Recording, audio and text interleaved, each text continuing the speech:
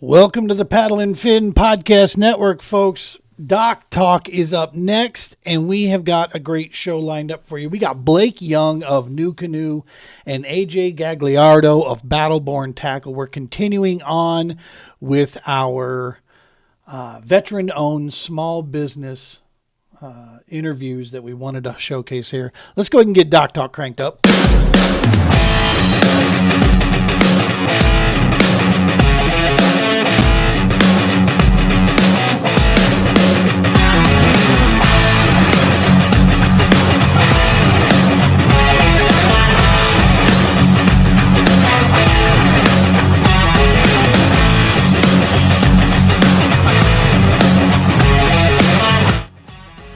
Folks, welcome to another edition of the TPO podcast, Doc Talk. This episode is pre-recorded. Just so that you are aware, this is not live. I repeat, we are not live here. This is a pre-recorded interview. We did a lot of these pre-recorded interviews simply from the basis that there was just so many people we wanted to make sure to highlight. We wanted to kind of combine some. And tonight is in that same vein, man. We're continuing on with our veteran-owned small businesses that are in the fishing industry. And these are two that are very, very close to home for me. Obviously, being a part of Team NUCANOE at the national level there. Blake Young, the president of NUCANOE and owner of the company. So we've got him. He's a United States veteran. We've got him up first. And then right after that, we've got AJ Gagliardo of Battleborn Tackle, United States Marine Corps. He owns battleborntackle.com, which is an online tackle retailer. They are our 2024 podcast show sponsor for this year. They joined on board with us. So super cool interview we had with him. That'll be at the tail end of the show. First up, we have Blake Young that'll be coming up there. Folks, make sure to stick around. Right after the Blake Young interview, we're going to share with you a discount code for Battleborn Tackle from the TPO. It's going to get you 10% off at battleborntackle.com.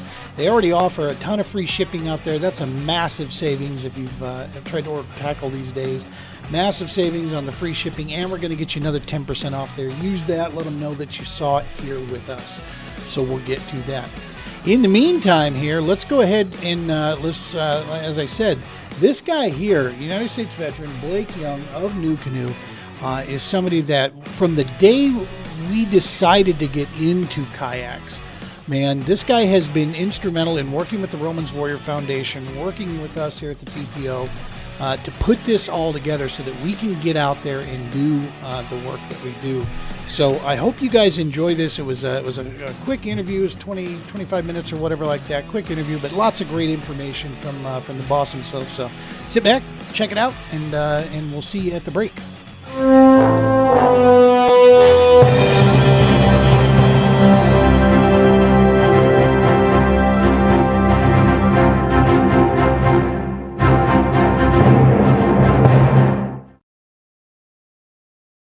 Man, I'll tell you what, I'm beside myself here because I just learned something super cool about our next guest who's coming on here. He's pressed for time today. So without further ado, we're just going to bring this guy in here. His organization, his company, we are absolutely 100% proud to be a part of these guys. We've been with them since our start in the kayak game. Let's go and bring in Mr. Blake Young of NUCANOE. Blake, how are you, boss? Gene, I'm good. I'm well. How are you? You know, man, it's the off season, they say, but it's pretty much podcast season for me. It's just interviews. Nice. I'm sorry to put you under the crunch here on the time thing. That's okay. I just had a soccer practice get scheduled for tonight, so you know we're get home, get them off, and you know how things go. When we get the big names in here, we're used to working around your schedules, man. It's no problem at all. We can get her done.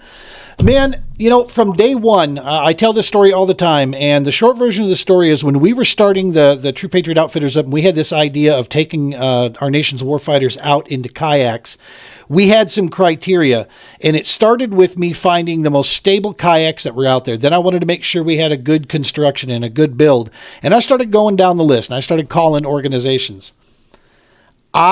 Several of our competitors, I never even so much got past the front desk. I left messages for several organizations, pitching my little elevator speech, and never heard another, didn't hear anything in return, not a no thank you, nothing. I call NUCANOE because the unlimited was on the radar right out the gates.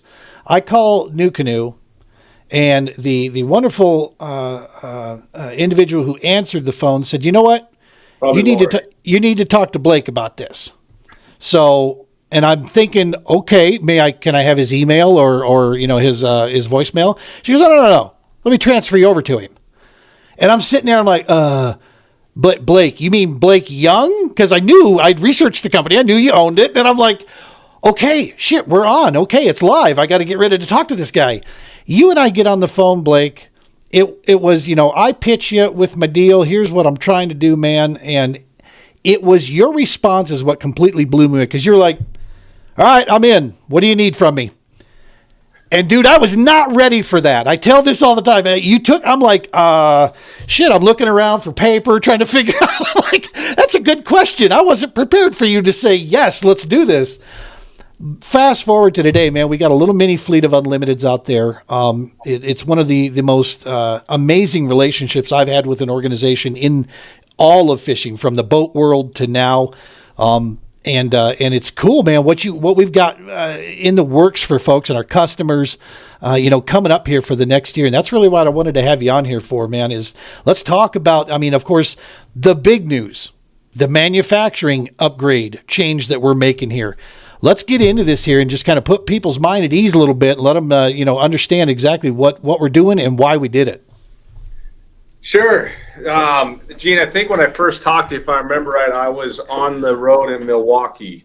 Going yes. From our old factory to like where we were at the time were distributing from. And yes, sir. I remember your call and hearing your pitch and being like, well, what do you need, man? Let's do this. So you took me completely by surprise. I was not ready for that kind of, yes, let's get after it. And that was, and then I did have one other company calling back and I said, thanks, no thanks. We're good to go. We're set up. And it's, here we are.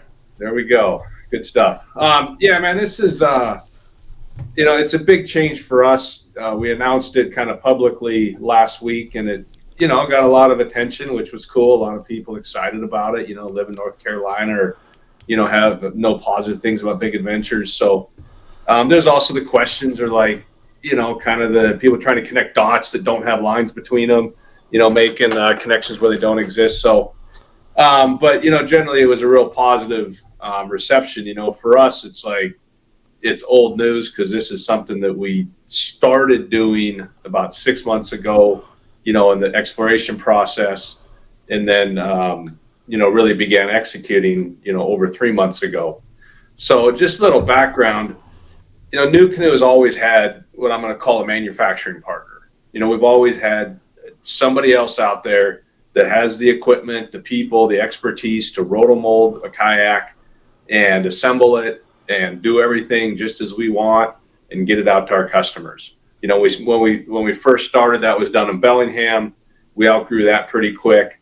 Then we partnered with a company out of in Ohio, and we're there for about 3.5 years.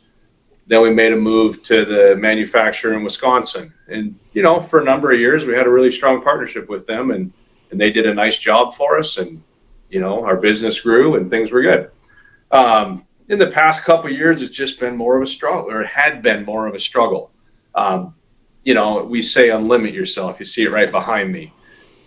But in our partnership out there, we were limited. It was like, well, we'll try to get the most we can or do the best we can. We want to be here. We'll have to settle for here because that's where it's at. And then during the COVID years, it was crazy everywhere. Nobody had capacity. Nobody had staff. It was all you could do to keep up with what you had coming at you. So making a change during that time frame, just really wasn't on the table. Right. And as we got into, 2023, outdoor industry slowed down a little bit. That COVID boom was past and there's more capacity elsewhere. And we're looking at, what the prior molder was given to us, looking to 2024. And, it was, okay, yeah, we definitely need to go find a new home for us. So we did our due diligence. We looked around, both inside the paddle sport industry and outside, and evaluated some different options. And in the end, felt really good about relocating the manufacturing of our kayaks to Big Adventures in Fletcher, North Carolina. And, a simple way to think about it is, they have an expertise in manufacturing kayaks, and they have capacity to manufacture more kayaks than they, essentially, in addition to their own brands that they're making. And we have, a kayak that we need to make, and we want somebody who is an expert at making kayaks to make it for us. Right. And so it just was like, boom, this is going to fit really nicely. And we don't have to explain to them the nuances of drilling self-tapping screws into a kayak hull, or how to repair something, or, hey, if it's got a defect coming out of the mold, it's got to be fixed, or it's got to be addressed. It's just stuff that they get because they've been doing this. Right. And there's other things that, we're, like I said, we were kind of limited. We had been, or a lot of the stuff's kind of internal manufacturing. It really doesn't affect the end product, but it affects the process and, how quickly you can turn them around, and just, how efficiently you can create them. That our prior partners were doing things a way that may have made sense to them, but didn't really make sense if you're focused on kayaks. Right. So working with Big Adventures, some of those internal things for, how the boats are molded and set up and run, we're really getting optimized so that we can create a higher quality product and have a lot higher consistency, both in the molding and in the assembly. Outstanding. There's one aspect here. You had mentioned something about the the COVID boom, and it's my background is 100% on the business administrative side, and there's something that folks need to understand is that when organizations, it's easy to be successful during a boom, right? When the housing market boomed, everybody was a mortgage broker, and then all of a sudden when it crashed, all of a sudden all those would-be mortgage brokers are gone or getting busted for being goofy, and and then what settles after the dust settles, what comes out of it are the solid, well-run organizations. And the only way you do that properly is by adapting, right? I mean, you've got to make adjustments accordingly so that we have that longevity piece. And to me, that's exactly, what we've done.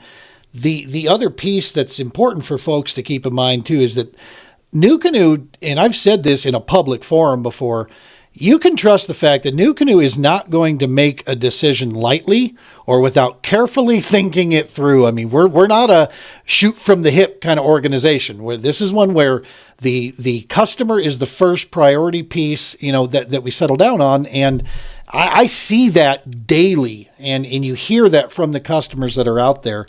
So yeah, man, this There is a story that I wanted you to address this, and I'm not going to use names just because we're going to remain professional about it, and that's not the names aren't the important part.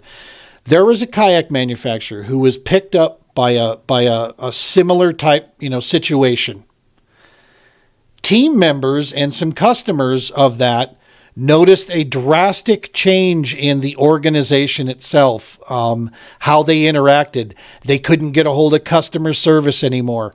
And I've been approached with that saying, man, that's not going to happen to NUCANOE, is it? And my response is, no, nothing else is changing. We're still who we are. Instead of these boats coming out of Wisconsin, they're going to be coming out of North Carolina now. Can you speak to that as well? Yeah, that's definitely true. I mean, we have our staff back in Washington, Lori, who you talked to, Kyla, Brian, Forrest, Tyler.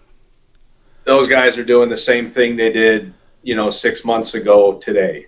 The only difference is when we're sending out kayak parts or sending in kayak orders or inventory, all the administrative business stuff, it's going with Big Adventures in Fletcher, North Carolina instead of the prior place. Yep. But we are, no other aspect of our business has changed other than, where our kayaks are manufactured. Now, granted, that's going to have a lot of positive effects, across our business. But yeah, someone's interaction with NUCANOE, their, how we run our business, none of that will change. That's outstanding. And we're about to see, like you said this before, this is an organization that builds a lot of different brands out there. They know what they're doing. They've been doing this a while. we're going to see, improvement in efficiencies. Talk to me about, quality assurance measures now, to make sure that, like you said, these guys know what to do if something comes out and doesn't look right. Right. They have really good people out there. I mean, it's really cool getting to know their crew. For example, their COO, Chief Operating Officer out there, he started running on the rotomolding ovens like 12 or 14 years ago. Wow. Because he wanted to be in this industry. Right. And I hear that story time and time again from the people at Big Adventures, that they wanted to be in the kayak industry, in the paddle sports industry, in the outdoor industry. The Vicky who runs, kind of oversees all the assembly. She used to work at one of our dealers in North Carolina. Perfect. So it's the people, they just care, and it's what they do, and it's what they're doing on a daily basis. Our product's not an outlier in any way, and they really just care about it, and they're very competent and have a lot of expertise in these things. So, and then I get out there too, because we're not just saying, hey, you guys do it, and we're not gonna, you're on your own now. No, I mean, I'm communicating with them daily. I'm out there visiting, quite frequently during this whole startup ramp up phase. And we are their customer. So when we say this is how we want something, they're committed to making it that way. We're not just sending them our stuff and say, hey, make a kayak for us using our molds. No, right. And I've been out there, last trip out there a few weeks ago, we're going through some of the details on assembly and figuring out better ways to assemble the hatches on the F10s or the Pursuits, or, just relocating some hardware, just fine tuning stuff so that it's a better product for the end customer, and it's, able to be created more, just efficiently and effectively internally. That's good stuff, man. And that's the thing, that I'm most excited about, is just seeing the new stuff coming down the pike, and just watching the fact that we can ship, more boats. We can, obviously take an active role on cost and so forth here. It makes complete total sense. The other side piece of this for folks to know, and this is important to customers along with team members and many people, is the amount of communication that's been happening on the team side is absolutely phenomenal. When you have an organization that purposefully realigns its team to better serve the customers, better serve our dealers, to make sure our dealers are getting full support from all of us out there. You and Brian, you guys have taken a ton of time to rework things, to get it right, trust the things that are working. And then the biggest piece to me, Blake, on this is the amount of questions that you guys have been asking us as members out there, in the field with boots on the ground. That is a super cool deal that doesn't always occur with a purpose. It's a lot of times, if it's done just to make people feel good. It's not done with a purpose of, we actually care about what you're saying. Talk to us, give us some ideas. What do you guys think? What was the mentality piece behind that, when you guys were realigning a lot of that? Well, I guess the bigger mentality is seeing our team as experts, that we want to get their input and we want to learn from them, our eyes and ears out in the field, if you will. I mean, that goes way back, to when we first started the team. Maybe I'd probably say it really kind of kicked in when Everett took over the team. Building our team in 2015, 2016. And we leveraged the team for the design of the Flint and the design of the Unlimited. And, we've never had our own giant sales staff or sales reps everywhere. So we really look at our team as like, man, there are boots on the ground out there in all the different markets, talking to the different dealers and the different tournaments and, different anglers, and seeing what other people are doing and stuff. So, man, we're always looking to kind of solicit that input and learn from it. And then on the structure of the team, we kind of just look at it each year, what's working, what's not working. And I think the biggest thing that drives it is we want a cohesive team that feels like we're part of a team. We're not just on an all-star roster, and we want to have clear guidance and expectations for, what a team member is asked to do and what we're doing for a team member in return, and then go out and do it and have fun, keep it simple. Heck yeah. Yeah, man. And that's absolutely the feeling, is just getting out there, and showing people what we mean by the unlimit, yourself. Cause that truly is, where with us at the TPO, man, I wanted to share just a couple of pictures with you here. Throw this up here. This was one of our last trips that we just went out with, had an opportunity, and the Unlimited's here. This guy right here, Dave, U.S. Army vet, had never been in a kayak before. And there's a picture that I'm going to show you here. The smile on his face. He caught the token smallmouth bass. We got into a nest of trout, and I normally don't go after trout, but when they're this big, oh wow, these trout were like 19 and 20 inch long, and I'm telling you, we lost count of them up here at Horsetooth. The smile on his face, man, and the stability of this boat and this platform to take a guy out. Let me get to the picture. Okay, that's the first one. These guys had been in the boat 30 minutes, and he's already standing up, and one of them was standing up, casting away in the Unlimited out here, right in the middle of this lake as we were getting ready to take off. And then later, this one. Dave has no care in the world. He's just standing there. What he did, I'm gonna rat him out on this, and he'll give me a ribbon for this later. He caught his EPS motor. Okay. Yeah, he got spun up in the back of his EPS motor, and I'm like, that's a good one. I've never done that one yet. I've spun it up in my XI3, but never in the EPS. Well, then his buddy, his friend here, my nephew, pulls up behind him to unloose and, to get all his stuff out. But the fact of how he's just standing there, that boat's not listing, she's not moving. It's that kind of interaction that we get a chance to do out there that, we always tell people on this side that we know we're taking guys out in some of the best boats that they can get a hold of. These things are fishing machines. They're having a blast, every time they go out, and they're comfortable in them, man. You just can't beat that. Matt Gibson and I spent a long time talking about how we do believe that the Unlimited is the most perfect built fishing machine out there right now. And I've test driven a few others, and I have zero buyer's remorse, I can tell you.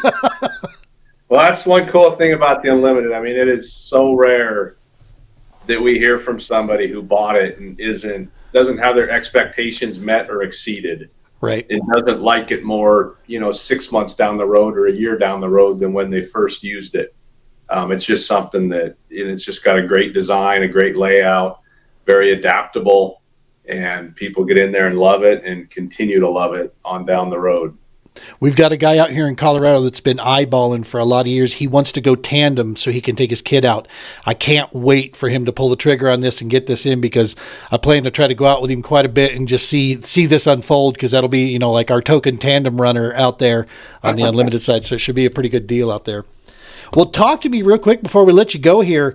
2024. We got anything cool up on deck here coming down the pike, or what's our goal this year, as far as NUCANOE, any message we want to send out to people? Yeah, Gene, it's going to be a great year, man. We have an all new kayak that's set to launch really quick here. So it is, you said the Unlimited was just about the perfect kayak, so we're going to challenge that. That's good. We're going to challenge that with the U10 coming in at 10 feet, 10 inches long, very similar to the Unlimited in the design, but it'll have some nice enhancements and features and things that the Unlimited doesn't have. And it's really going to blow your mind on how well it paddles, the stability and the efficiency through the water for a boat that's 10 foot, 10 inches. It's going to feel in the water like there's more there. But then, of course, when you're off or when you want to turn, or if you're in tight spots, it's definitely going to notice a smaller size. So here's a question. Here's an honest question. One of the issues with short, wider boats is sometimes they lose a little stability because of that. But this really isn't that much shorter. How would you feel? How do you feel on its stability in comparison to other boats in that 10 to 11 foot range? I think it's definitely going to exceed, the similar competition for stability. Our F10 that's 10 feet, it doesn't compare to the U10 for stability. And it's really going to be just, a little bit less than the Unlimited, but not like a big jump down. Right. So. Well, I'm hoping to get my hands on one of those because that we'll have the big Unlimited will be in the bed of the truck, and I'm hoping to be able to get that U10 up on the roof racks of the pickup, and so that way we can be running around the country with a pair of them on there.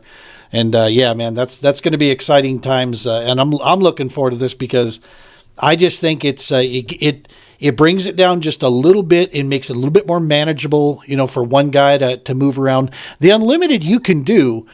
But she is a big boat. There's no doubt about it. And when you get some rigging on it, it can be, a challenge, even for an old fat guy like me, to move it around here and there. And it's way lighter than all of our, than our competitors out there by far. But the U10, man, seeing some of the stuff, that's exciting stuff. I mean, I remember the day when NUCANOE was like the big elephant in the room, like 50% heavier than the competition, and now we're like, all right, we're just a slender little guy over here. Yeah. Well, I tell people that U10 will feel really nice. I mean, on the water, if someone's in moving water, just wants a little more nimble kayak, it's going to do great. And then off the water, at 20 inches less, probably 15 to 20 pounds less, it's just going to be a whole heck of a lot easier to maneuver.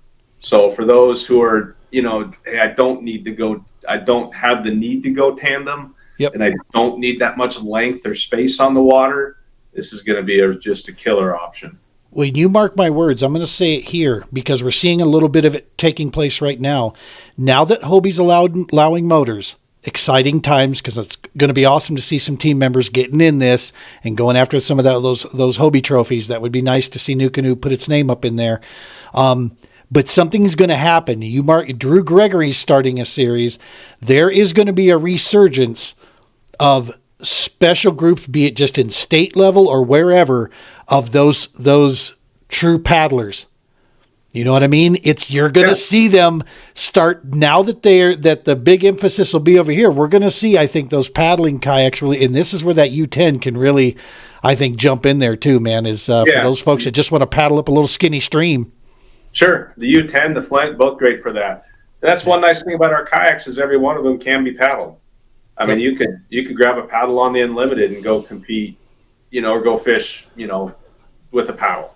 You wouldn't say that about a lot of other, pedal or power kayaks out of the market that you'd want to go spend a day on the water with a paddle. Yep. It wouldn't be much fun. I had to go back 1.5 miles paddling my Unlimited when I lost my XI3 on the front. I lost function with it. In wind, Lake of the Pines, Texas. I'm paddling 1.5 miles. And I actually wasn't that destroyed when I got back, and I'm out of shape. So I was like, hey, I was able to get myself into a safe position and then just kind of, drift my way back to the ramp there. So, yeah, it can be done. Well, listen, man, I really, really appreciate you stopping by our little show here and hanging out, man, with the busy schedule and such. We're not going to hold you up here anymore. I'm excited about what this is going to bring with, with Big Adventures. Seeing the improvements across the board. I think customers and dealers are going to feel this on a big, big level.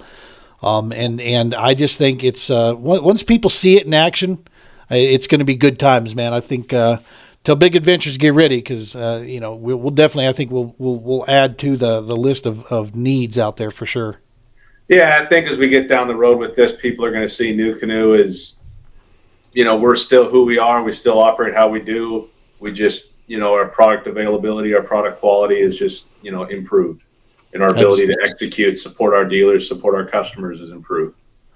That's a key, right? Is making sure those dealers are taken care of too, because they're the ones, a lot of times they're first and foremost with the customers there. So seeing that improvement, I'm looking forward to stopping by every place we go on the All-American Kayak Series. I'm looking forward to looking out the NUCANOE dealers in the area and stopping in and seeing them and saying hey and checking out what they got going. Awesome. So, all right, boss. Well, I'm going to let you go here, and thank you so very much. And we'll be looking forward to watching at Facebook, Instagram out there, folks. Make sure to follow at NUCANOE. You can catch us there, and of course on YouTube, you'll see us out there for the content. Thank you, Blake. We appreciate it. Yeah, thank you, Gene. Thanks for having me. All right.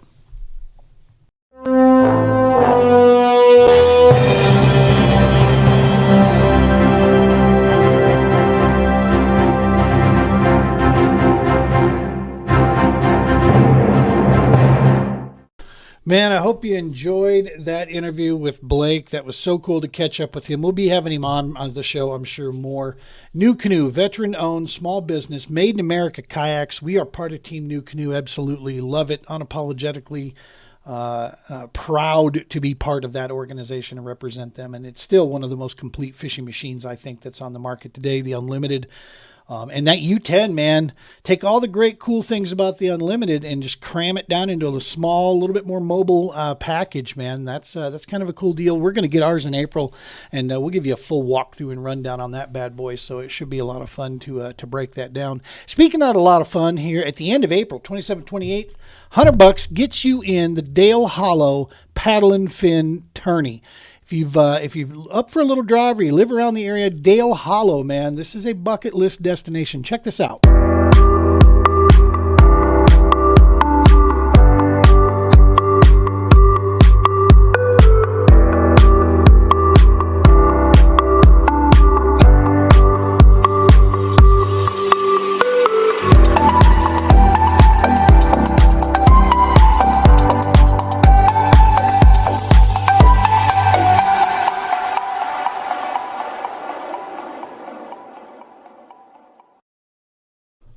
April 27th, 28th, $100, Dale Hollow Paddle and Fin Tournament. Go get signed up. We'll see you there. Going to be an awesome, awesome time. And on the awesome time deal, 2024 All-American Kayak Series is fire. Dude, I'm telling you, check out that schedule. The payouts, man, they're as good as it gets anywhere out there. The more people we have in the field, the bigger these payouts get. We released some payout looks for what it looked like for 75 anglers. We double that, man. You can just imagine where that's going to go. Join us for 2024, man. Check this out.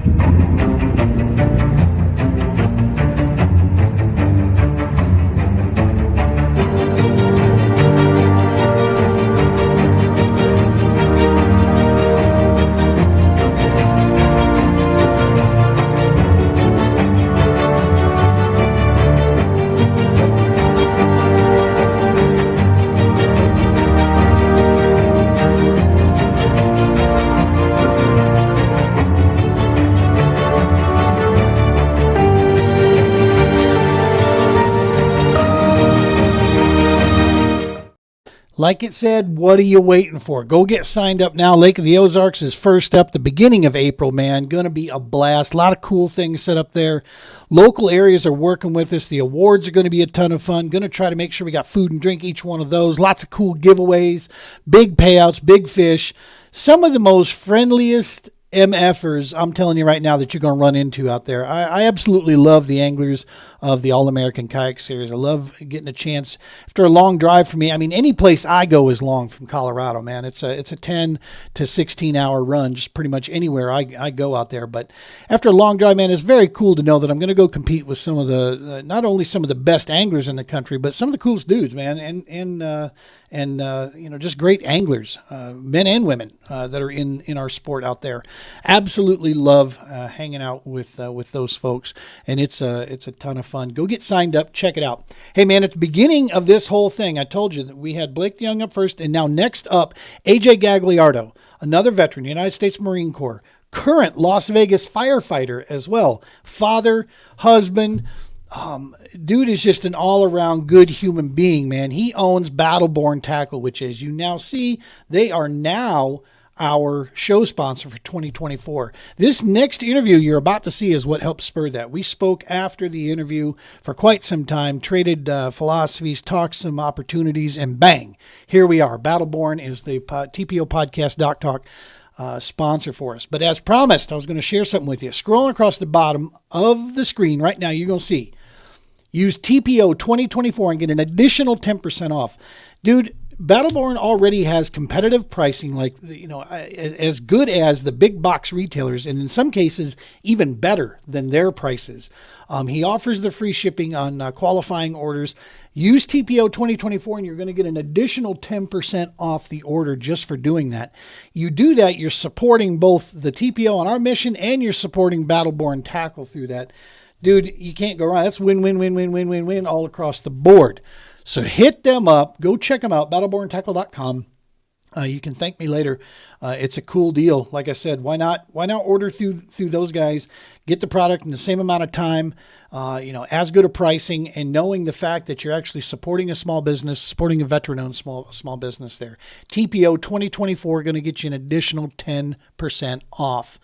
Last but not least, remember, folks, this episode is being recorded. It is not a live broadcast. I repeat, we are not live right now. However, tune in next Monday, the 26th. We are going to be live, and AJ's going to stop by. Brian Rome's going to stop by. We're going to see if we can have Jimmy Burgess in here. We're going to get just a room packed full of United States warriors and sit around and talk some fishing, talk tackle, talk business. And we're going to have a ton of fun on Monday, the 26th.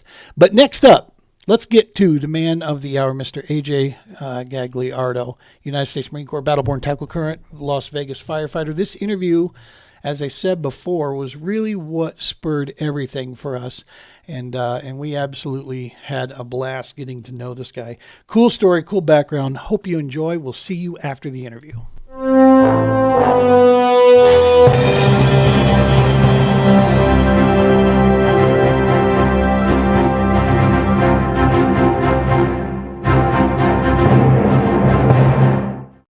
All right, tonight's episode, super cool setup here.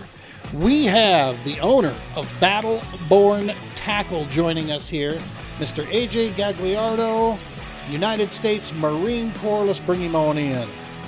AJ, how the heck are you, sir? Yeah, I'm doing good, Gene. Thanks for having me on. Appreciate it, man. See, what our audience doesn't know is that we tried to do this once and something like gremlins jumped in and just blew the whole thing up. So we've already made it further than we did the last time. So, all right. We're so winning. far, so good, huh? That's right. Well, thanks a ton for taking time out of your busy day, man, to join us out here. You're out there in Nevada, yep. Right? Yep, Las Vegas, Nevada. Las Vegas, Nevada. I'm not too far from you. Not too bad. Different time zone here, but we're in what we call these days Eastern California. Most people call it Colorado, but Eastern California. Okay, I see. I guess I can see where that's going. I tell people, it's like, dude, yeah, you got some casinos, some sand, and a few hookers in between us and Central California.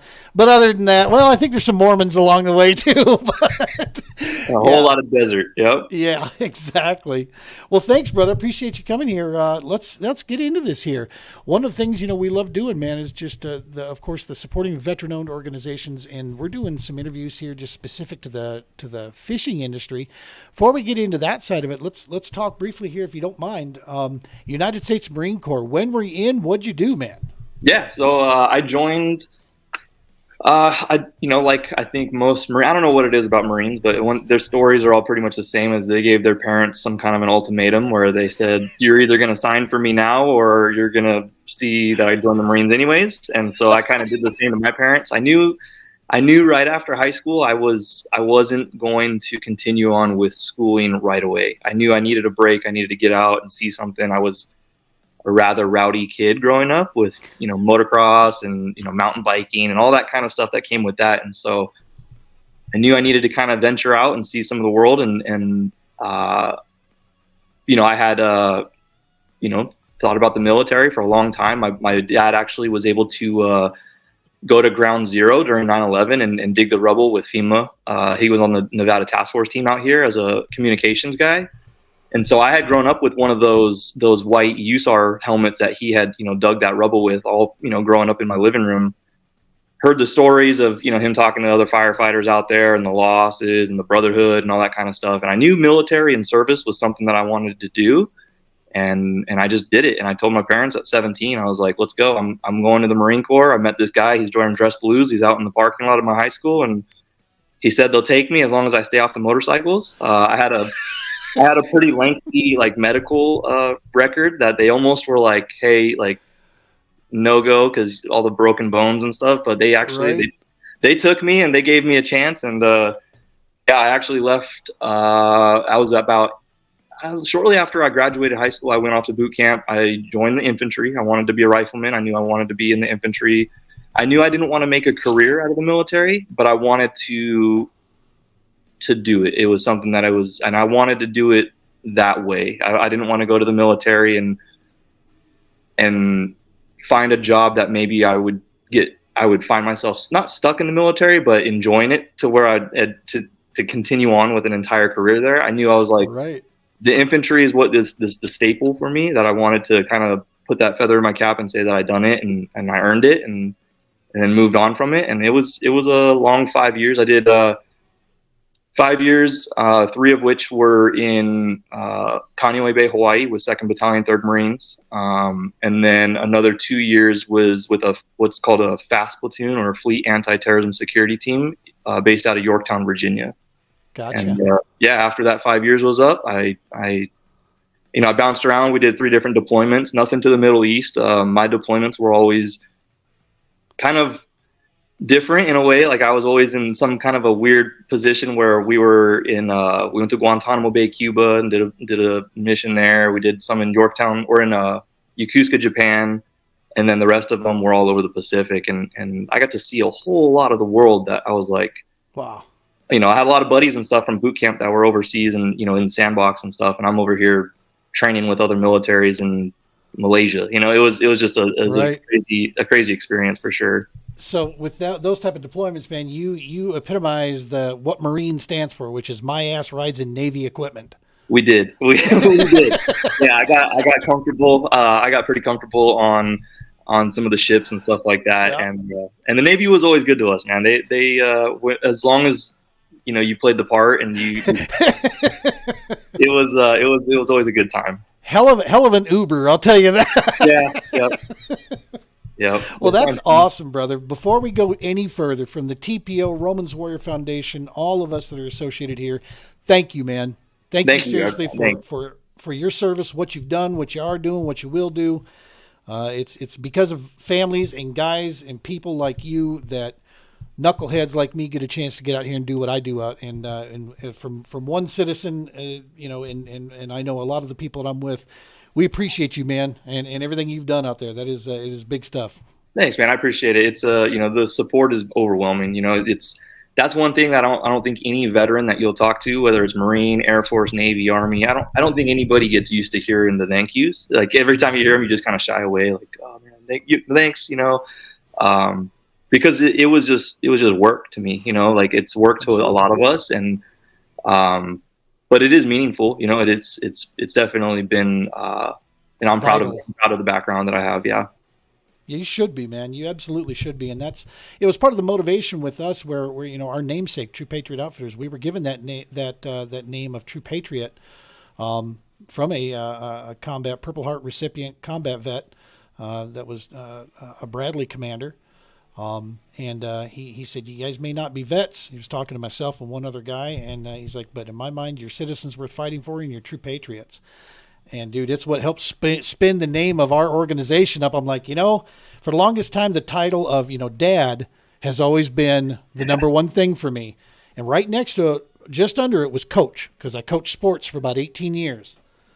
When Mike gave me that title of, a true patriot, it's like coach went to 3 and true patriot jumped right next to it. I'm like, man, that means a lot, because that's the point. Less than 1% of this nation does what you did, brother. And that's good Lord, we need people like you and guys like you. More now than ever, I think too, like just the way that the world is these days, I look back at it, and at 17, I kind of joke around telling you I kind of gave my parents a little ultimatum or whatever, but in all seriousness, when you're 17, you don't realize the implications of having your 17-year-old son tell you he's going to join the infantry of the Marine Corps during the global war on terror in full effect. It was 2011 when I enlisted, and we had just had a 30,000 Marine surge going through Marja, and that was some heavy times. And now I look at the world what it is today, and I'm like, holy crap, I'm a dad.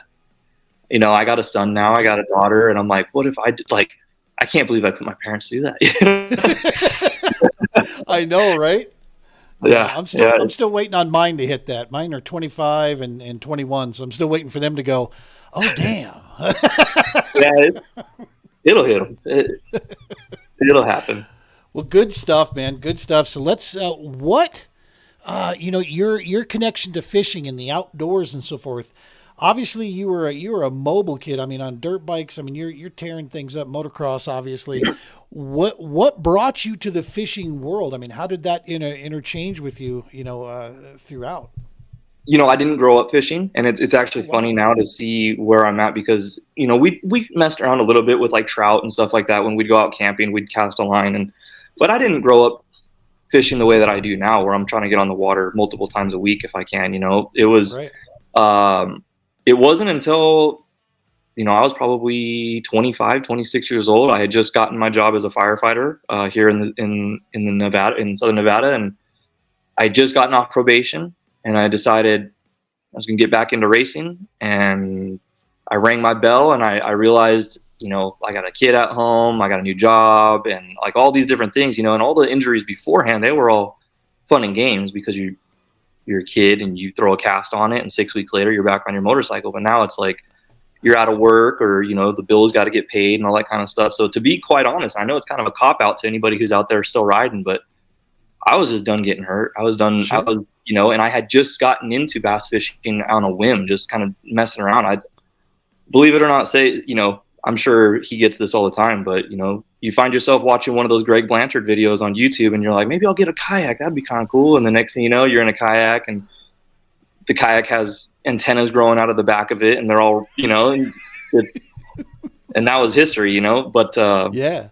So yeah, it kind of just out of necessity to keep me outdoors and kind of give me a spot where I can unwind and reconcile my thoughts and kind of just enjoy being outside without, you know, the wide open desert flying through you, and, you know, or right. Absolutely. You know. And take it from an old guy. That's not a cop out. What you came to a realization, it's called mortality. And when you become a parent, in my opinion, when you do it right, you realize that it isn't just about you anymore. You know, you've got people counting on you, and that becomes, you know, people are always going around, you know, the younger kids are always looking for that, you know, what's that reason?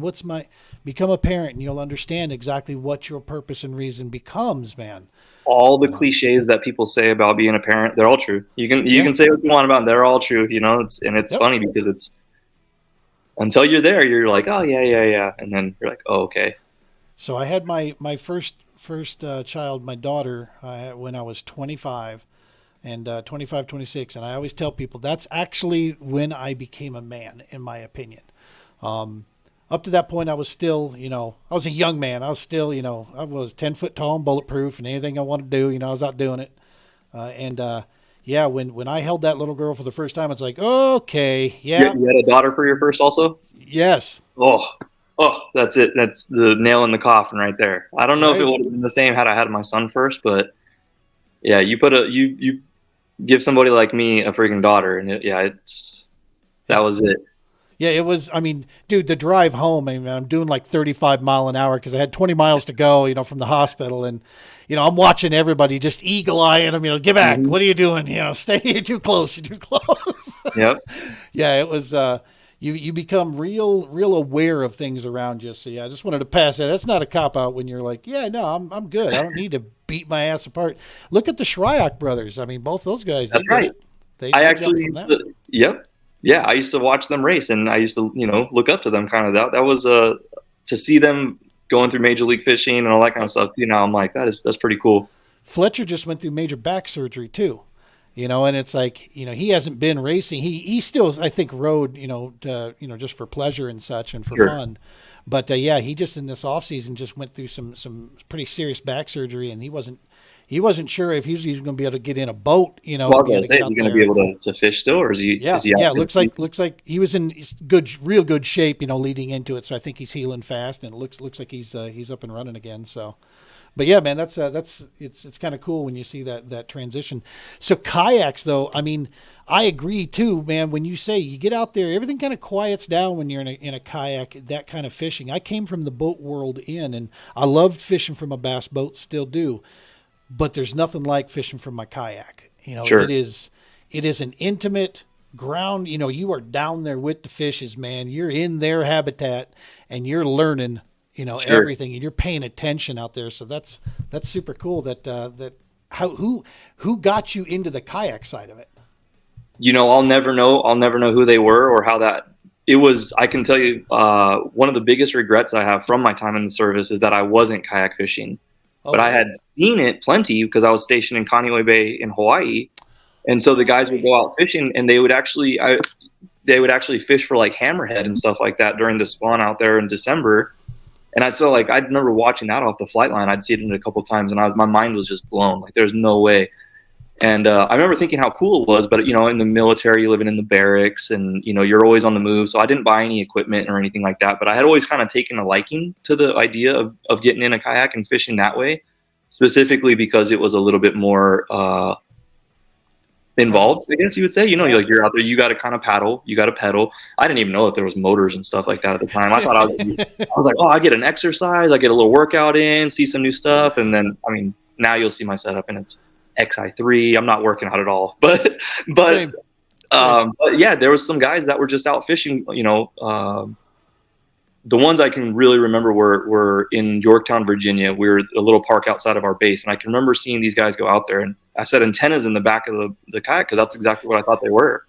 Being in the military and growing up around my dad with all his radios and the communication stuff, I remember comm unit running around. Yeah, I was like, why do these guys have all those things sticking up? And I realized, they're fishing, but like, why do they need 5 fishing poles now? I'm over here with 8. I was going to say 5. Yeah, exactly. So but yeah, I'll never know who those dudes were, but I can remember that was a plan to. Yeah, I can still remember to this day. Them all launching. There was probably 6 of them. They went out, and I just remember thinking like, that's got to be pretty fun, And I was right. I got into it, and now I'm directing tournaments out here. I got my own club out here doing the Heroes on the Water. What is the name of the club out there? Southern Nevada Kayak Anglers. Southern Nevada Kayak Anglers. Awesome, man.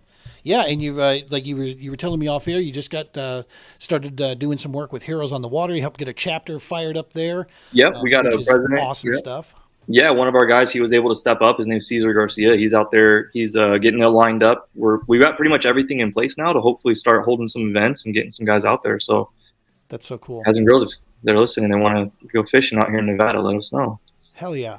It wasn't by mistake or just happenstance that the kayaks, got their proverbial hooks in you. When it's the fishing itself, there's something about it that we know now. The data is, coming in as they study it more. There is hands, no question about it. The fact is there's mental and physiological benefit that take place in the human body when you engage the outdoors. Fishing specifically adds in even additional layers because it helps that focus piece. It helps quiet things down and you're really centralized on an objective, and you don't hear all the mess going on around you anymore, And so, yeah. And I think that's sometimes there might be that's probably speaks volumes to people who are, it's like I said, want to get on the water and kind of like reconcile their thoughts or quiet their mind down too, not just like the physical noise around them, but just like even upstairs, it's just, it's awesome, No, so the medical piece that comes through there, we can't call it recreational therapy because I don't have a therapist on staff yet. It's something we're working on, trying to get one so that we can, talk cleaner about that. But the fact of the matter is it absolutely 100% helps with PTS, anxiety, depression, just general mental health well-being.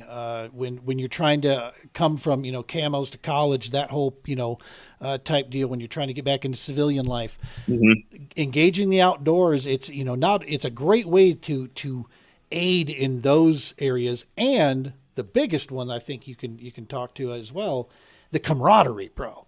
The community and meeting like-minded people, man. That's one of the awesomest things. Well, especially there's something to be said about maybe even, the guy who just got out, like that is such a feeling of I wouldn't say a lost feeling, but you don't, I mean, you have all these friends, you have all these dudes who you eat with, you sleep with, you're doing things with 24/7, and then one day you're like, I'm going to get out. And then you get out, well, you're leaving all your friends. Those are your brothers. And then you go home and you feel almost like where do I go? What do I do? I don't have my buddies to bounce this off of. So that's one of the things out here. We have a big Air Force base. We have a lot of military presence out here with Nellis Air Force Base and Creech and stuff. And for me, that was one of the big things that I wanted to get a hold of too, was the folks that are getting out of the service who are looking for, hey, I want to become a firefighter, or hey, I want to do real estate, or I want to do whatever. Well, within Southern Nevada Kayak Anglers, within my little club, we have all these guys in there, and they're all willing to take people out to go fishing. You know what I mean? Yeah. So it's like, what better way to network and just give some of these dudes who are getting out with maybe not a lot of hope something that, hey, you can do real estate, you can do fire, you can be a cop, you can be whatever. Because sometimes I think a lot of guys get out and I think that I got to go to school. I got to go to school. I don't know what I'm going to school for. And then they get kind of stuck in a rut, Well, and in today's landscape, dude, you're also then buried by a mountain of debt that is absolutely ridiculous, Right. Right. When you're trying to mess around with college and such. So this is a great segue into just a little commercial we're going to roll here. When we come back, we're going to talk about Battle-Borne Tackle. We're going to dig into it. Real quick, we're going to just take a peek here at our namesake, the True Patriot Outfitters.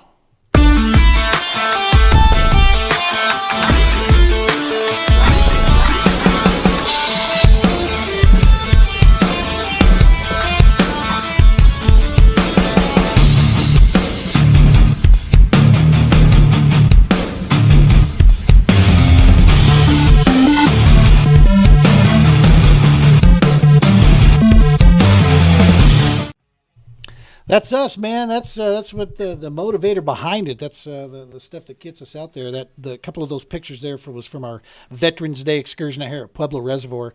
We thought we wanted to do like one last big event right for the year.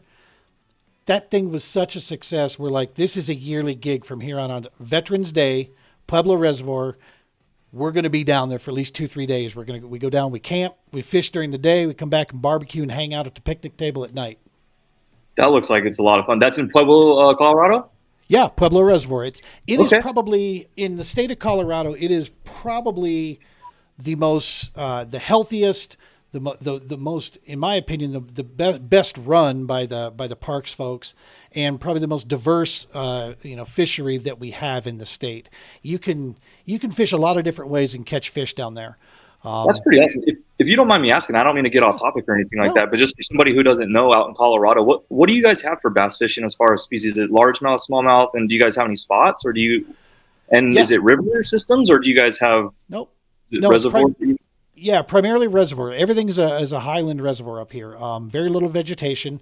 Actually, you can find some grass in Pueblo in a couple of those creeks. There's a little bit hiding around in there.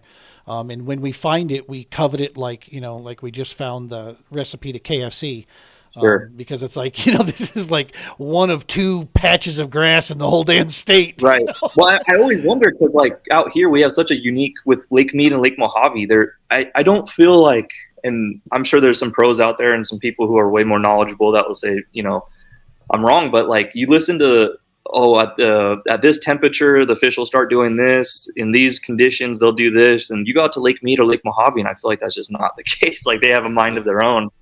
And I feel like it's because of that desert environment. But I mean, I'm always curious about other places, So there's a few generalities. One of the best statements I ever heard about bass fishing out there is that there is 100% zero absolutes ever in our sport.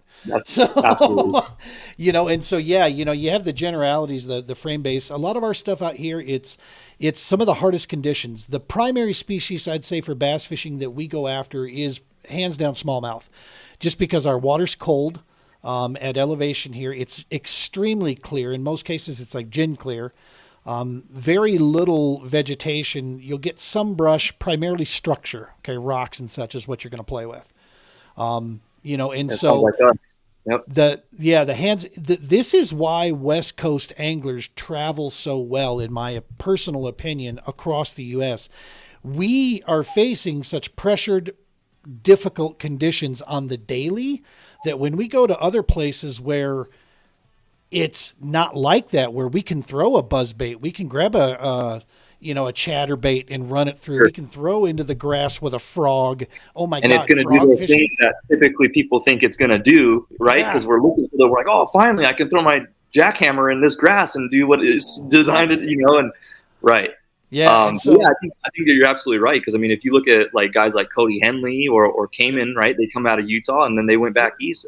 How do they do? Like they do awesome. It's insane to watch. Cayman's one of the best in the nation. There's no doubt about it. Young man, still making his pathway through. But anybody who's around the sport knows that kid has got a ton of experience already and solid skill set. And he's awesome kid. He was nice. I joke about it. He's nice enough to let me put him on my pro staff this year. So he's doing me a huge favor. He's a great kid, man. I really hope that he does. I want to see him go far in this. I think that he's got some major potential. Well, living out there, the hardest thing for us out here in this side of the U.S. is just the travel. Everything is a 10 to 12 hour run for us. And that's not even to the East Coast yet, where majority of the two big shows, Bassmaster and Hobie, it's a lot of Southeast U.S., man. It's Georgia, Alabama, North Carolina, Florida, Texas, Right. For us, dude, that's like, we need the DeLorean from Back to the Future to get there, I mean, Right. it's time travel for us to make it. You're not wrong. You're not wrong. Well, and Roman's Warrior Foundation, based out of Alabama, we've been talking about this, and like when we eventually get to the state where we want to get to, we want to have a small selection of kayaks and inventory there in Alabama, so that I don't have to load the 7x16 cargo trailer up with all my kayaks to head that way to do an event, right? So that way we can just fly or drive in, grab our gear there, put the event on, and do what we do, and we're looking at the Skeet Reese route, right? That's what we want to do. With kayaks too, I mean, it's in a day and age where you can order. I mean, I can order a Red Bull energy drink from a 7-Eleven right to my front door, right? With Uber and all these different things, right? But like you have Lyft, and you have, instead of even doing a Lyft now, you can just rent somebody's vehicle that they're not using. So you just go and pick up their. I wouldn't be surprised if somebody just got smart to this one day. Maybe there's an idea for somebody out there, but maybe just start a page where, hey, I'm going to put my kayak up for rent because I can't make the tournament this weekend, so some guy can, That's awesome stuff. So let's talk about it. What made you decide, what? I'm going to jump into this crazy fishing industry here and open an entire tackle shop here. Is it brick and mortar or just online? No, it's just online. And so I am, and me and you, we talked a little bit about this before we got on. My day-to-day job, I'm a fireman here in town. That's right. Yep. And so with that, I work my normal shifts, and then I fulfill all my orders, and I do all my online website design and all that kind of stuff on my off time, or when I'm supposed to be sleeping, or most of the time when I'm supposed to be sleeping. But yeah, how did I get involved in it, or how did I get this idea? Again, this day and age with convenience is everything. I heard about drop shipping, and I thought to myself, I wonder if anybody's drop shipping fishing supplies. And you go on and you find stuff like knockoff Daiwa tackle. You'll find knockoff stuff from Temu coming from China and overseas and stuff like that. You don't know when you're going to get it. You don't know if it's going to be quality stuff or not. And the prices are all good, but you're not sure what you're getting, right? Well, I did a little bit more research. I started sending out some emails and kind of just knocking down doors, really just asking different distributors in the United States if they would drop ship. And lo and behold, I found a couple that were on board with it. And so they house all the inventory. I do all the marketing. I made my website. I do all the prices, the adjustments, the promos.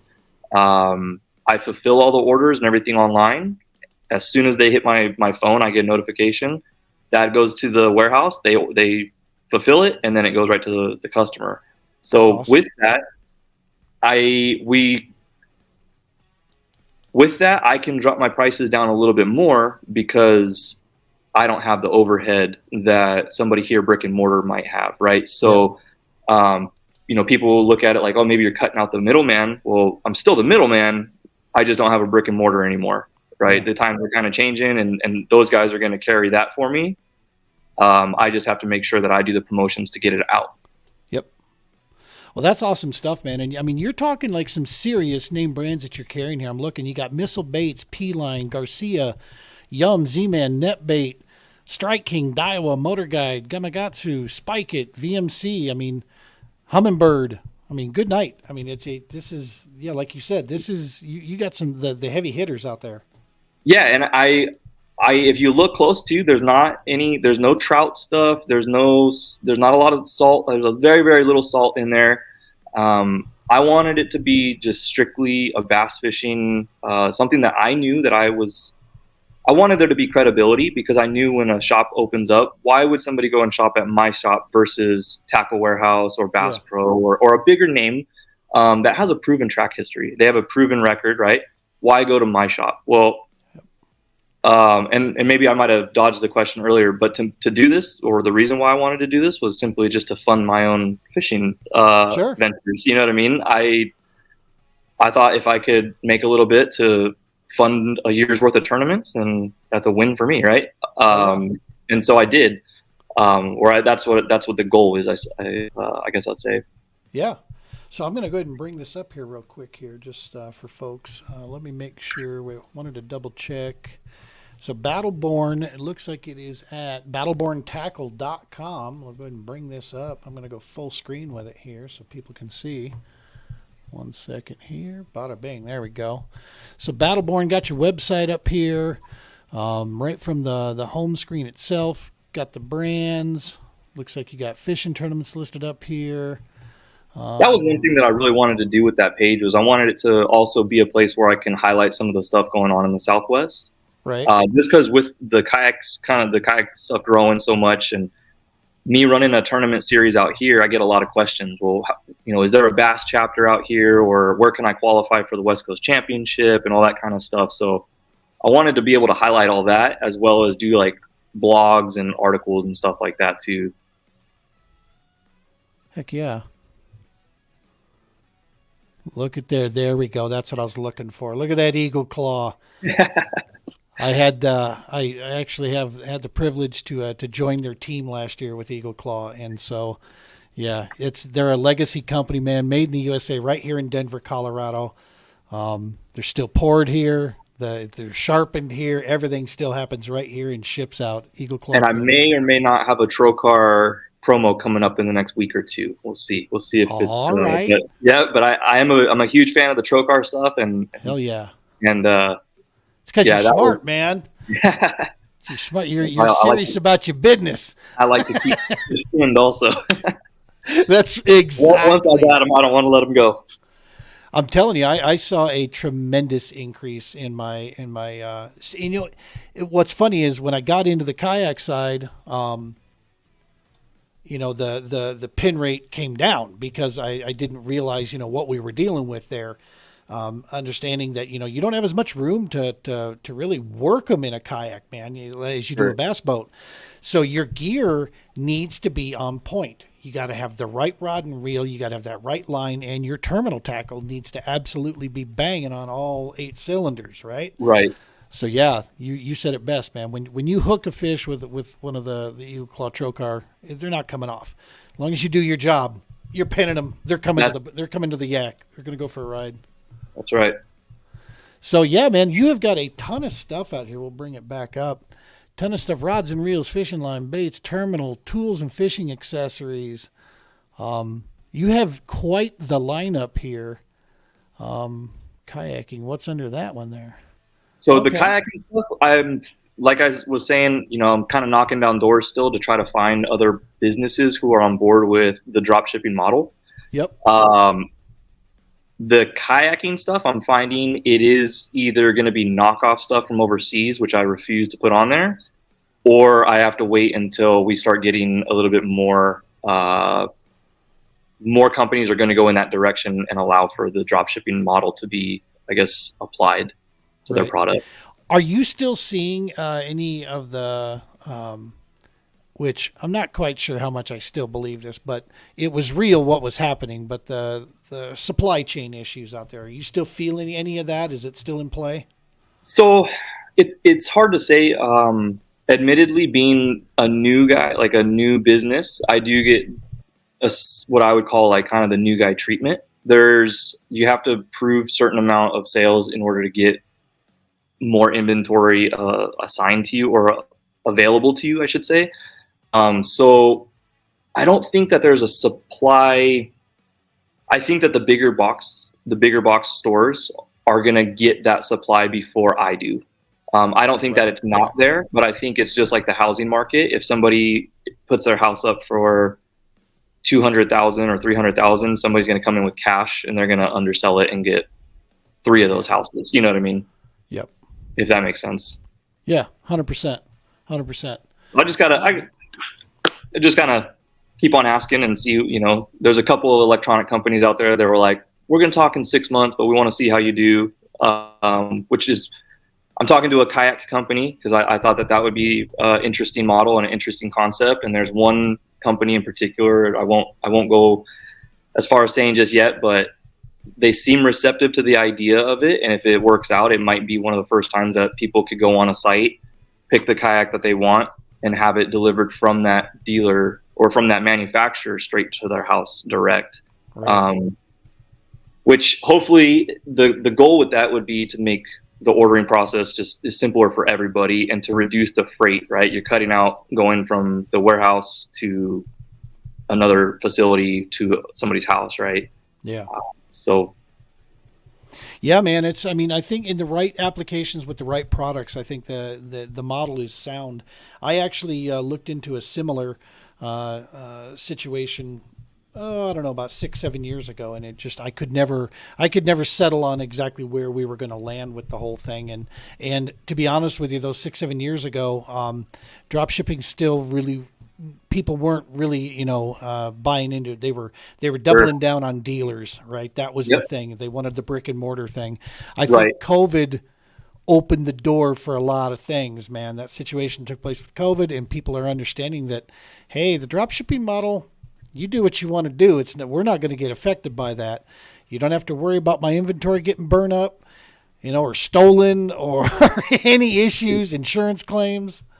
And because of that, the prices can be adjusted, right? And so now you are more competitive, which is better for, it's better for everybody, especially the consumer who, they may be able to come to me and find a cheaper set of plastics or for sure a trolling motor because it's coming right from the manufacturer to their house. Yeah.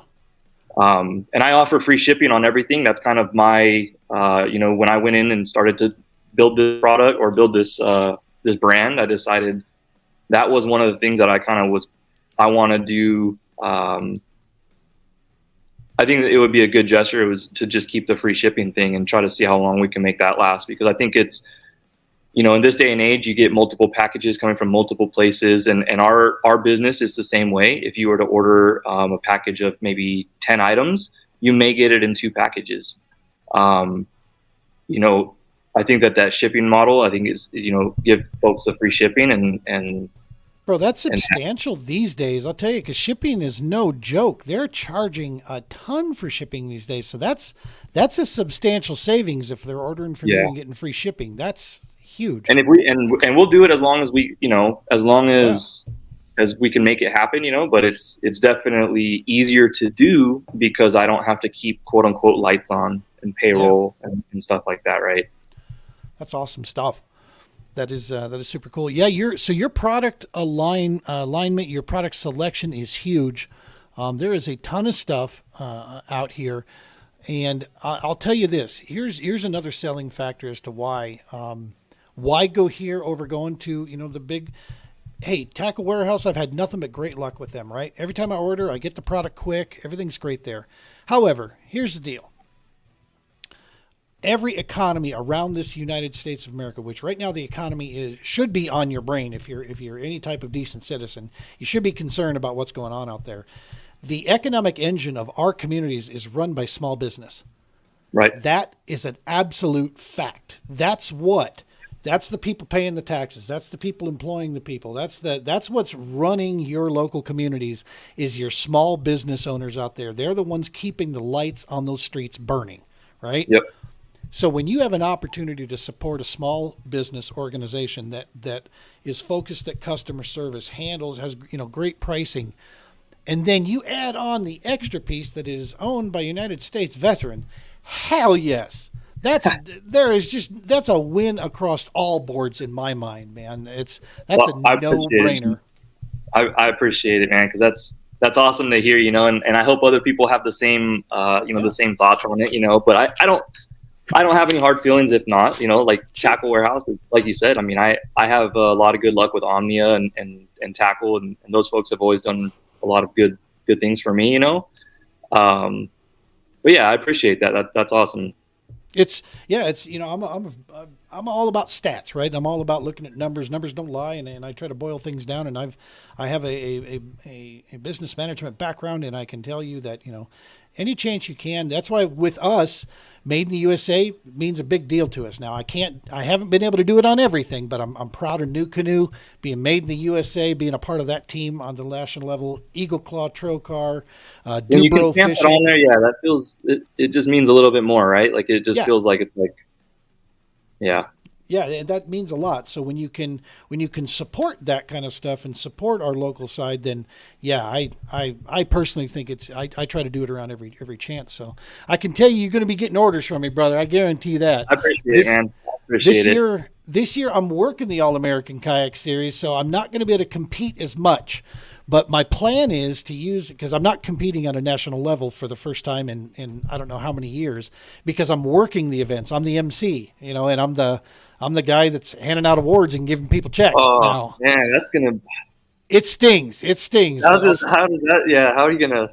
That's a tough pill to swallow, but also fun. I don't know how to... Dude, I love the All-American Series. Josh Booth, Tyler Cole, Troy Anke, they built something there that is so important to the kayak fishing industry and to the Midwest U.S.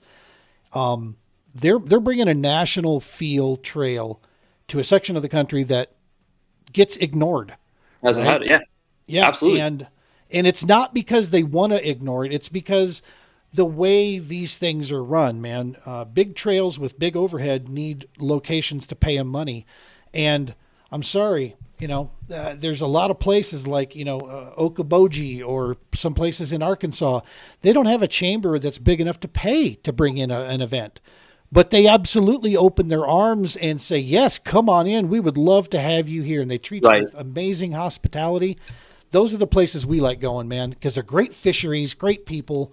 Guys are putting up, awesome stringers of fish on Tourney X. And so, yeah, that's to me, I believe in it enough that I want to do my part to leave a mark and get this thing running. Hey, if somebody wants to take over the microphone so I can go back to competing next season in 2025, come on up, start talking to me. I'll gladly work on stuff like promos and stuff in the behind the scenes, but let me get back to traveling and competing. But yeah, there's something to be said about being behind a rod and reel, and you know what I mean. Like as a tournament director, I'd feel you because every year I'm like, this might be my last year. I don't know. And then I do one more, and then I'm like, this is my last year. And then I'm somebody's got to do it, And then, but I've got a lot of good hands that are helping me out this year, which makes it really easy. And last year we were with Slay Nation, and that worked out really well for us. We had a lot of support from folks over there. Frankie Paul Prone, he helped us out a ton to get things on here. But yeah, this year we got our series going and stuff. I won't be quote unquote MCing it like you, but I get it, man. It's a lot of work putting in, getting these things going and to even do the MCing of it. It's going to be worth it seeing it all unfold. My job has been behind the scenes. I've been calling visitors bureaus, and I've been setting up host campgrounds and host hotels and working with chambers and trying to organize that stuff on the other side of this.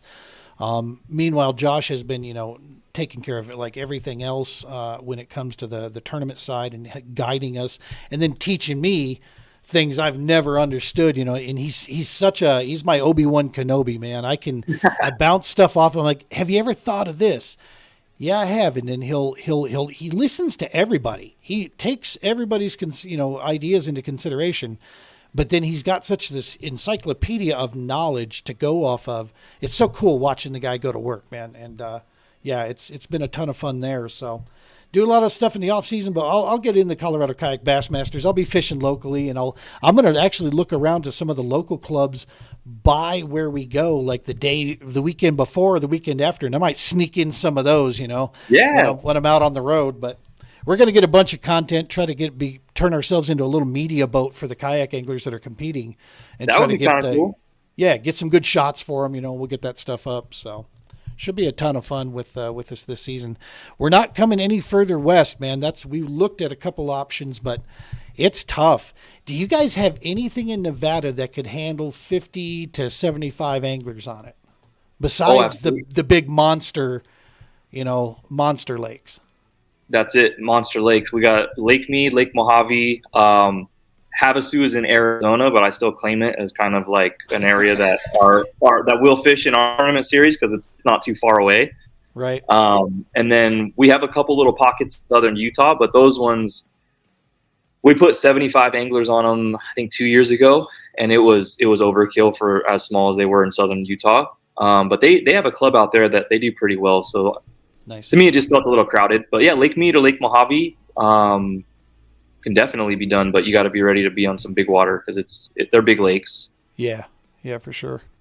We're going to a couple locations that Table Rock, Lake of the Ozarks. They can be, they can act a lot bigger sometimes than they're not small. I mean, what was it that we heard? Lake of the Ozarks, or no, Lake Truman. Truman actually has more miles of shoreline than the entire state of California. That's insane. It's like, what the hell? That's a lot of banks to beat. I'll tell you that. That's insane. I would imagine Lake Mead, Lake Mojave, they're probably something crazy like that too. If somebody were to look at it on a map, I'm sure it would be something. I think to drive around it, somebody said it would take a couple days or something like that just to make it all the way around Lake Mead. But yeah, it's a monster for sure. Yep. You're in different, when you got 200 miles from one end to the next, that's pretty impressive stuff.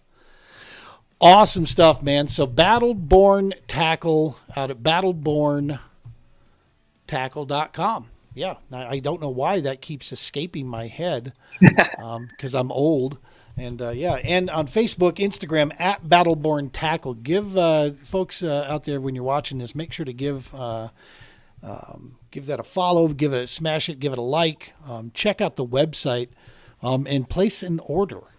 I mean, that's the simple thing. That's the best way. Talk about providing support there. I know I'm going to be getting an order in here. I was looking through the apparel. I'm a big hat dude, man.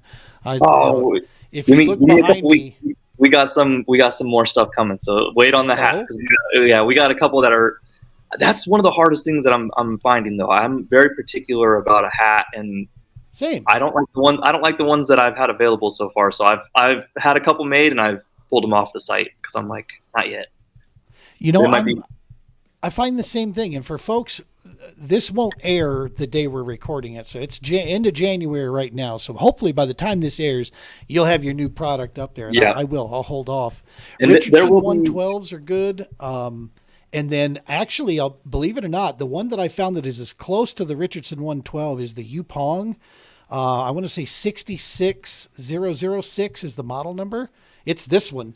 And it's I might have you send me those. Yeah. I'm having a hard time finding a good one that I like. So at a reasonable price, right? Right. Yep. Mm-hmm. Like blank hat, $18. I'm like, yo, there's no reselling that. Yeah. We have some other stuff coming too. I just got some rotomotive coolers.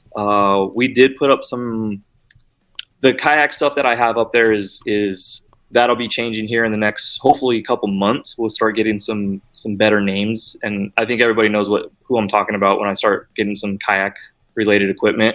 Yeah. And then what was I going to say? Oh yeah, the articles and stuff like that. Like I would love to put the podcasts and stuff like that. I have a spot right down there on the bottom just so I can kind of keep the feed going and have some new content on there just in case people aren't looking to buy anything, but they're just looking to poke around and what's happening in, kayak fishing in the Southwest, and they can see, there's a new podcast or new tournament results or something like that, that they can go with that for that also. That is awesome, man. That is good stuff. Being that source of information that you can pass it on and and get it out there, and I loved hearing your take on this stuff, AJ. And again, thank you so much, man, for taking the time with us here and for hanging out. It's important, the mission, that we get this stuff out here. It's important to find those ways of support. To me, I mean, you are a United States Marine. There's no question about it. You were trained to serve, and you continue to find ways to do that. Even today, you serve your local community, still serving. And finding ways to with heroes on the water, taking care of that stuff. It's impressive stuff. It's inspiring, and it's super cool to watch get undone there. We wish you the best, tightest lines that can happen for you with that stuff. Well, I appreciate it, Gene. Thank you for having me on, man.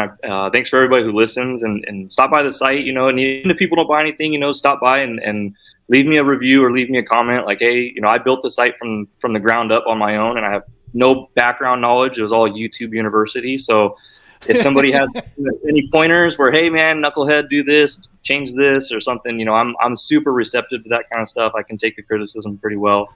Well, I can tell you, when you have a budget, I can tell you, and it doesn't need to be a big budget, but when you have a budget that you're willing to put towards the website, I can actually give you the name of an organization that knows our industry inside and out. They're very reasonable and extremely responsive. So yeah, I'll talk to you after we wrap out of here. All right. Off air, I'll get you some information on those, but for sure.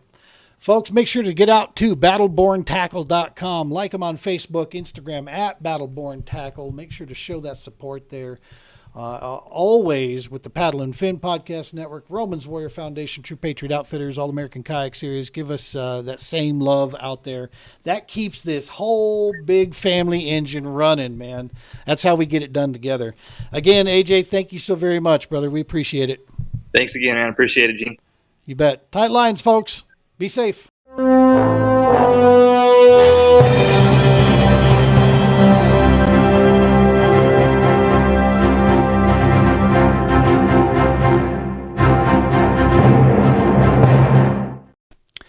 I hope you enjoyed that interview. Like I said, folks, that was the interview that spurred the conversation that happened off camera that helped bring this whole thing together. We lock shields with them for this 2024 season, and who knows, maybe even beyond. Proud to be sponsored by Battleborn Tackle for this year's show. AJ, his entire family, all those Southern Nevada anglers out there, man. Super cool to be broadcasting out to those guys. So shout out to all the Nevada anglers. We love you guys. We appreciate your support out there, helping keeping us on the mission here. We appreciate your support of Battleborn Tackle as well. Real quick, I wanted to also just make sure and share again. Use TPO 2024 to get 10% off or any order of $10 or more from Battleborn. Check them out. Prices, shipping, availability. The more we support Battleborn, the larger his product selection will become. He's got a really good product selection right now. It can get you covered on pretty much any and all your needs.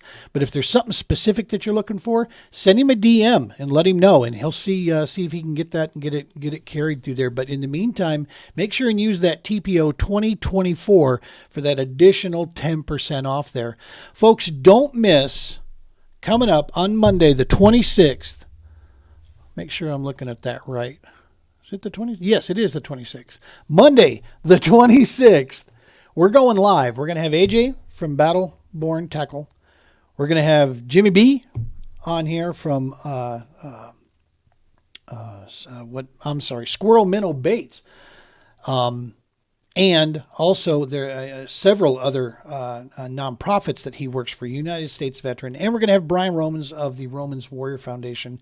We're going to see if we can get him on here. His schedule's pretty crazy, but we're going to try to get him to join us as well.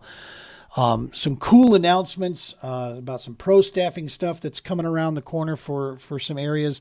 And yeah, man, it's going to be a blast. We're going to have some cool giveaways from Battleborn. They're going to give that out. We're going to have some cool drawings there on the live broadcast. So make sure to tune in live on Monday, 7 p.m. Central Time. All right, 7 p.m. Central for our Nevada and Western connection. That's 5 p.m. Pacific. We're going live there. Tune in with us, and we're going to be doing some raffle drawings and all that good stuff that we're going to put together. Folks, make sure to smash that subscribe button. That is the awesomest, best way that you can help support us out there with very little on your part. Simply go to YouTube. Look us up at TPO podcast, Doc Talk. Find that and click subscribe. That's all you got to do. Simple, simple, simple, simple. If you're on Facebook and you feel like giving us a like or a follow there, that would be awesome too. Instagram, we're there at True Patriot Outfitters, all the way across the board.